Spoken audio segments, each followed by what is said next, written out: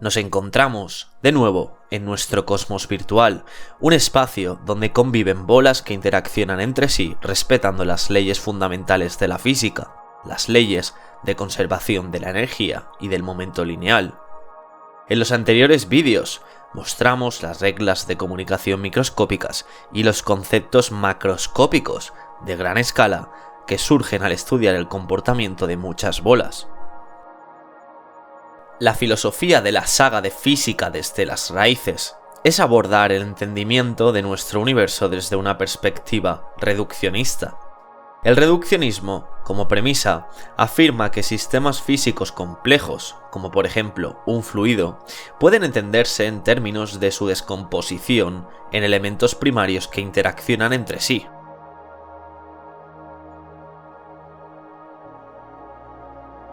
Lo que hoy añadiremos en este vídeo será una nueva interacción o forma de comunicación a distancia, la gravedad.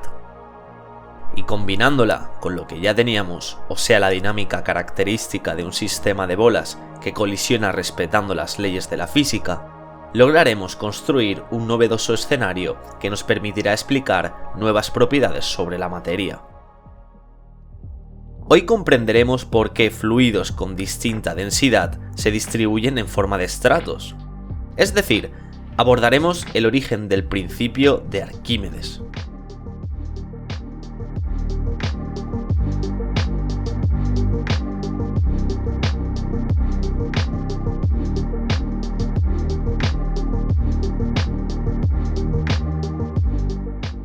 El concepto de gravedad, introducido junto con las leyes universales del movimiento, fue producto del pensamiento de Newton y un hito del pensamiento humano.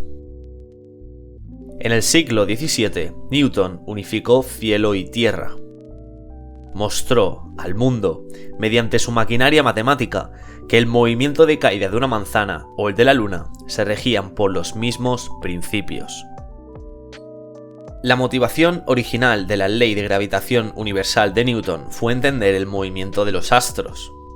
Sin embargo, de un plumazo logró cohesionar el comportamiento dinámico tanto de los objetos celestes como de los terrestres a través del posterior desarrollo de lo que fue un experimento mental muy revelador.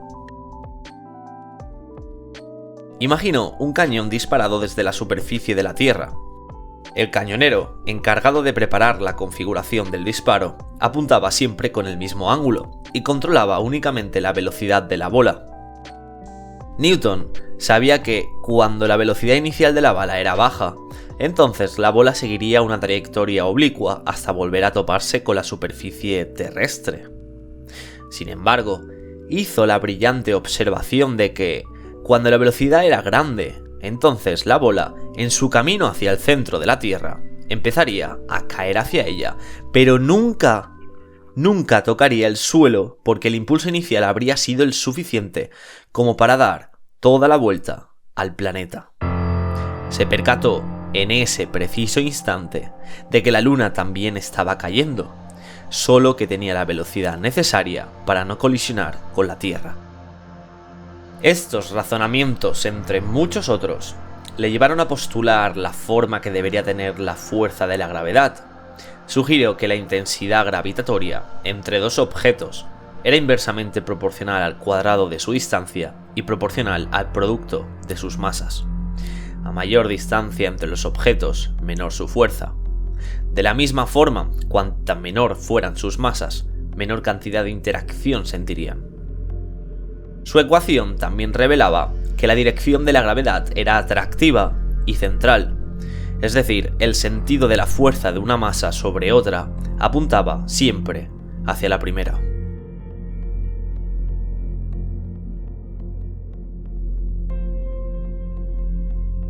Esta es la ley de gravitación universal, y junto con la ley universal del movimiento conforman las reglas del mundo clásico.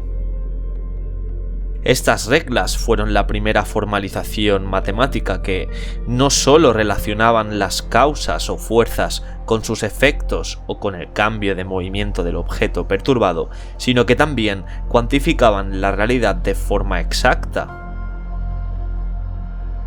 Ambas premisas pasaron el test empírico con total éxito, pues la novedosa herramienta del telescopio, apuntada a los cielos por gigantes como Galileo Galilei o Kepler, respaldó observacionalmente las predicciones que arrojaba la maquinaria matemática de Newton. Una de las predicciones más directas fue hecha en el problema de los dos cuerpos. Cuando dos objetos orbitaban gravitacionalmente, las ecuaciones de Newton arrojaban dos situaciones diferentes en función de las condiciones iniciales. Si la energía era suficientemente baja, como en el caso que hemos tratado antes, entonces ambos cuerpos quedaban ligados orbitando en trayectorias cerradas o elípticas.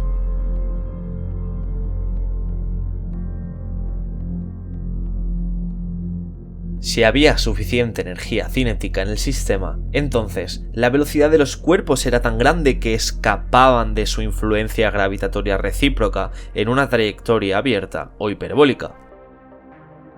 En nuestro experimento imaginario, esto sería análogo a que al cañonero se le fuera la pinza y decidiera disparar con tanta potencia que la bala acabara en el espacio exterior.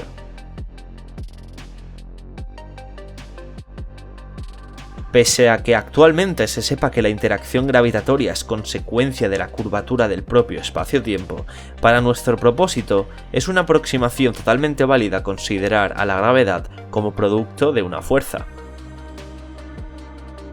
En un futuro vídeo hablaremos más en profundidad sobre el método científico, la historia de la ciencia y la epistemología o la forma que tenemos de generar conocimiento genuino y entender nuestra realidad.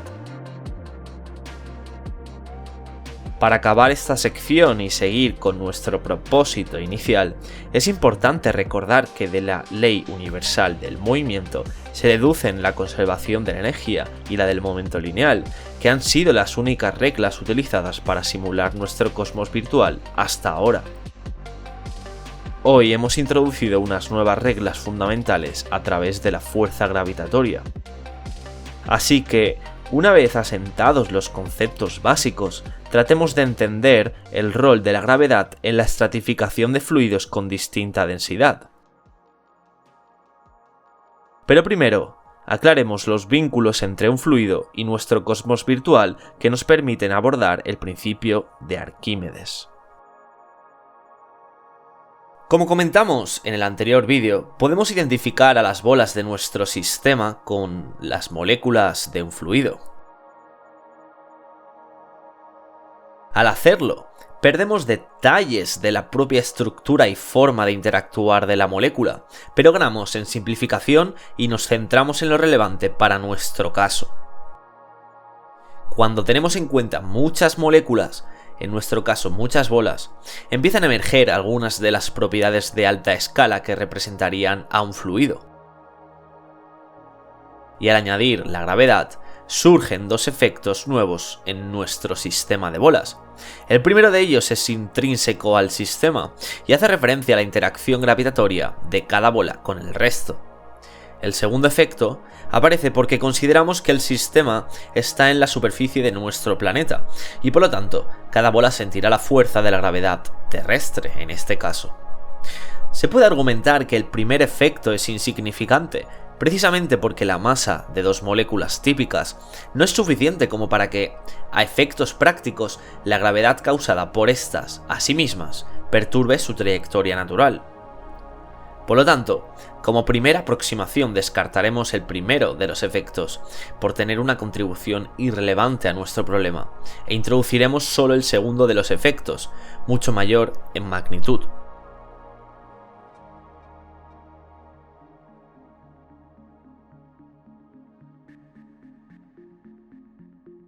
Vayamos ahora a simular un conjunto de muchas bolas cuando todas ellas tienen la misma masa. Lo primero que observamos es una tendencia global hacia la base del sistema a causa de la interacción gravitatoria, pero aunque tiendan hacia el mismo lugar, siempre quedan fluctuando y rebotando por toda la caja porque la energía total realmente se conserva. No hay ninguna pérdida energética durante la colisión y esto hace que la dinámica perdure continuamente. Sin embargo, un sistema físico real, compuesto por muchas moléculas, tenderá a disipar su energía. Pero, ¿por qué ¿Y cómo lo hace? Resulta que cuando hemos considerado una bola como modelo de una molécula, hemos despreciado multitud de detalles sobre sus capacidades o grados de libertad. Uno de los grados de libertad es la rotación o la vibración de su estructura interna. Una molécula promedio tiende a vibrar con facilidad, y para conseguirlo requiere de cierta energía que está dejando de invertir en su movimiento espacial. Este fenómeno, en nuestro modelo simplificado, es equivalente a una pérdida de energía. Así pues, en lugar de estudiar la compleja estructura que podría representar una molécula, en nuestra simulación añadiremos un parámetro de disipación de energía que indicará el grado de pérdida del movimiento de cada bola tras una colisión. Añadiendo disipación y volviendo a simular la dinámica de muchas bolas, estas nuevamente tenderán hacia la base del sistema. Sin embargo, la velocidad típica disminuirá porque tras cada colisión cierta cantidad de movimiento será perdida. Entonces, las bolas ya no rebotarán con tanto énfasis, y su devenir natural será juntarse alrededor del fondo de la caja, como si fuera una masa fluida que distribuye su energía de manera continua.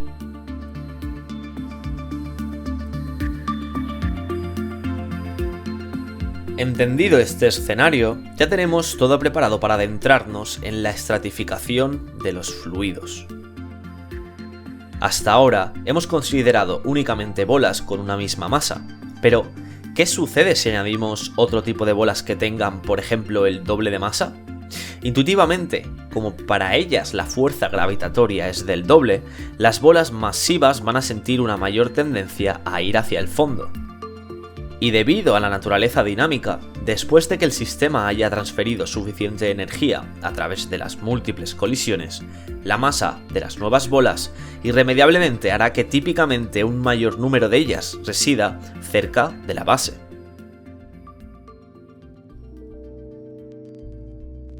Cambiemos ahora la forma de ver este experimento. Imaginemos que todo el conjunto de bolas con una misma masa es una única entidad que llamaremos fluido de masa X, haciendo X referencia a que está compuesto por elementos mínimos de esa masa. La simulación es la misma, solo que ahora procesamos la visualización para suavizarla. En función de la masa total de las bolas dentro de una región cercana a cada punto de la pantalla, coloreamos el píxel asociado a dicho punto de un color más azulado si hay más bolas de mayor masa o más rojizo en el caso contrario. Si hacemos evolucionar el sistema, inicialmente el fluido azul parece comprimir ligeramente al rojo y luego rebotar. Al hacerlo, se generan ligeras asimetrías que serán fuente de inestabilidad dinámica y harán que el fluido azul vaya adentrándose hacia la base del sistema. En este proceso puede observarse una ligera vorticidad, es decir, el fluido azul se adentra por la izquierda y empuja al rojo, haciendo que la masa fluida total rote globalmente en sentido antihorario. Finalmente, el fluido azul logra posarse sobre el fondo del cosmos virtual y así sentenciar la estratificación natural. Para entender todo el proceso mejor, tratemos de estudiar las fuerzas que intervienen en una región concreta del sistema. En cualquier región, las fuerzas pueden descomponerse en dos tipos cualitativamente diferentes, o bien causadas por las colisiones o por la gravedad. Las primeras tienen una naturaleza pseudo-aleatoria, ya que ningún sentido es privilegiado y por lo tanto la tendencia natural según esta interacción será la exploración y homogeneización del espacio. Sin embargo, la gravedad sí sesga el sistema y le otorga un sentido privilegiado, un sentido de referencia, el descendente.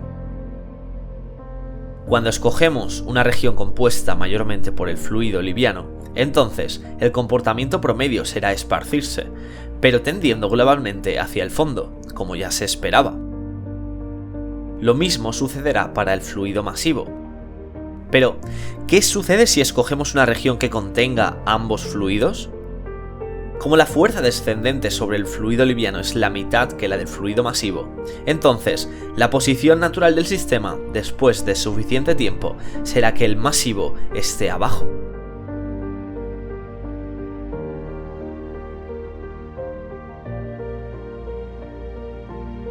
Cualquier otra configuración será inestable en el tiempo, en el sentido de que las bolas azules, tras tantas colisiones y exploración, van a abrirse camino hacia el fondo, mientras las rojas, que habían empezado abajo, sufrirán un desplazamiento horizontal que las llevará poco a poco hacia la superficie. Así pues, las colisiones ayudan a que el sistema explore el espacio de lo posible, lo que llamamos como caos determinista. Y en combinación con la fuerza de la gravedad, las bolas más masivas sacarán ventaja de cualquier asimetría para adentrarse hacia la base del cosmos virtual.